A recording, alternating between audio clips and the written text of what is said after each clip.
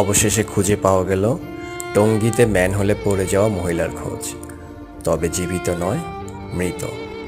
কিছুদিন আগে আমরা একটি নিউজ দেখতে পেলাম টঙ্গীতে ম্যানহোলে পড়ে মহিলার নিখোঁজ।